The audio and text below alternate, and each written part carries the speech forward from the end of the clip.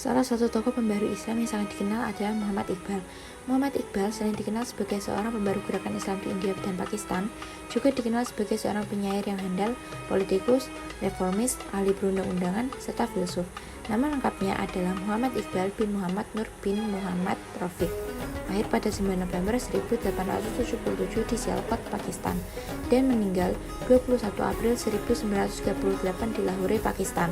Muhammad Iqbal mengenyam pendidikan di Pakistan hingga mendapatkan gelar pasca sarjana. Setelah itu, ia diangkat sebagai staf dosen di kampusnya tersebut dan diberi tugas untuk menulis syair-syair dan buku. Namun, pada 1905, Muhammad Iqbal memilih untuk berangkat ke Eropa guna melanjutkan studinya di University of Cambridge, London.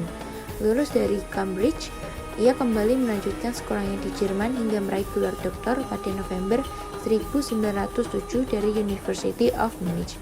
Pada 1908, Muhammad Iqbal kembali ke Lahore dan bekerja sebagai dosen dan juga pengacara. Tahun di Eropa telah mengubah perspektif Muhammad Iqbal akan nasionalisme India. Dalam pidatonya pada 1910, ia mulai menunjukkan keberpihakannya pada pan-Islame, yakni ideologi politik yang mengajarkan bahwa umat Islam di seluruh dunia harus bersatu. Menurutnya, reformasi dapat dicapai dengan memperkuat individu melalui 3 tahap, yaitu ketaatan kepada hukum Islam, pengendalian diri, dan penerimaan gagasan bahwa setiap orang berpotensi menjadi khalifah Tuhan. Sejak itu, Muhammad Iqbal aktif menyuarakan pendapat terkait pan-Islame melalui karya-karyanya. Pada 1930, Muhammad Iqbal dipercaya untuk menjadi Presiden Liga Muslim, di mana ia mengutarakan gagasan berdirinya negara Pakistan yang berdasarkan Islam dan bebas dari intervensi pemerintahan India. Iqbal juga kerap menyampaikan dakwah-dakwah ke beberapa universitas di India. Sejauh itulah ide pembaharuan tentang Islam mulai ia sebarkan. Muhammad Iqbal wafat pada April 1938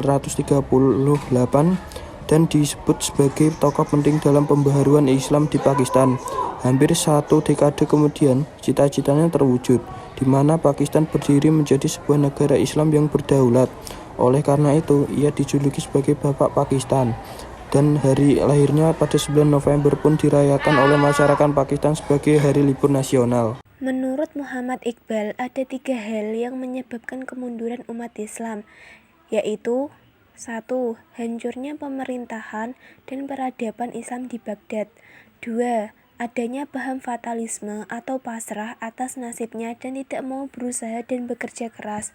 3. Adanya sikap jumud dalam pemikiran umat Islam, sehingga umat Islam tidak bisa berkembang. Solusi yang ditawarkan Muhammad Iqbal yaitu 1. Perlu mengembangkan sifat ijtihad dan pemahaman dinamisme Islam. 2. Perlu adanya negara tersendiri bagi umat Islam di India yang terpisah dengan Hindu. Ide ini menjadikan Muhammad Iqbal dijuluki Bapak Pakistan. Menurut Muhammad Iqbal, ijtihad dan paham dinamisme Islam adalah hukum Islam tidak bersifat statis, tapi dapat berkembang sesuai dengan perkembangan zaman. Menurut Muhammad Iqbal, ijtihad adalah segala upaya untuk mencurahkan segenap kemampuan intelektual dan menempatkan akal pada kedudukan yang tinggi. Dapat bahwa Islam menolak konsep lama yang mengatakan bahwa alam ini bersifat statis. Islam bertahan konsep dinamisme dan mengakui adanya gerak dan perubahan dalam hidup sosial manusia. Dalam puisinya berjudul Revolusi, dia mengulangi seruannya, Eropa adalah kematian bagi jiwa dan Asia adalah kematian bagi kehendak. Islam pada hakikatnya mengajarkan dinamisme, demikian pendapat Iqbal. Al-Quran senantiasa menganjurkan pemakaian akal terhadap ayat atau tanda yang terdapat dalam alam seperti matahari, bulan, pertukaran siang menjadi malam, dan sebagainya. Dia memandang bahwa Islam dibangun di atas semangat gerak dan perubahan yang memiliki dorongan melioristik atau keyakinan bahwa manusia cenderung berbuat baik. Konsep pemikiran yang digunakan Iqbal ialah konsep insan kamil.